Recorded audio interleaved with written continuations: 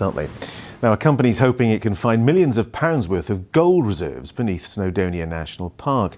Drilling has already started at the Clogau St David's mine near Dolgellau, and our reporter Ian Lang has been to find out how new technology is driving the venture.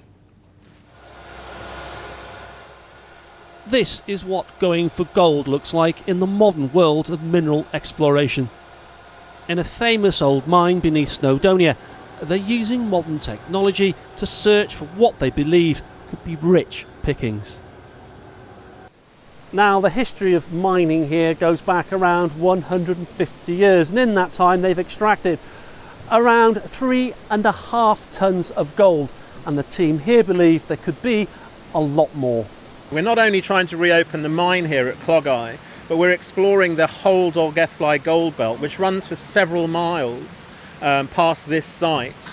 And so far we've explored about 9 kilometres only of about a 25 to 30 kilometre stretch of a known gold belt in our own country, which is massively underexplored. The gold mined here in the 19th century was of such high quality it attracted the interest of royalty, who've used it in wedding rings since Queen Victoria's time.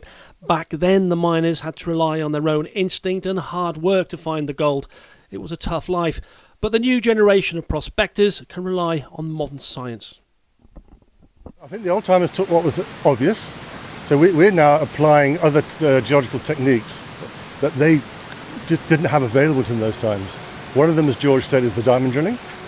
We can do exploration from their old workings and find parallel veins. In the last 50 or 60 years, geological knowledge has come on, geological science has come on in leaps and bounds.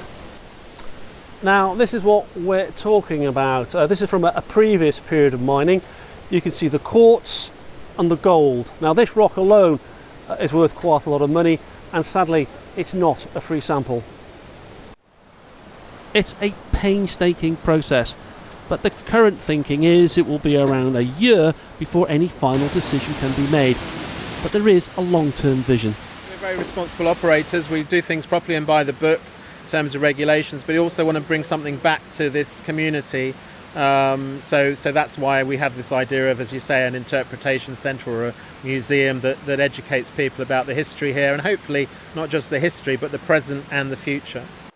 So they know there's gold in them there hills. It's just how much. Ian Lang, ITV News, Snowdonia. Well, from gold to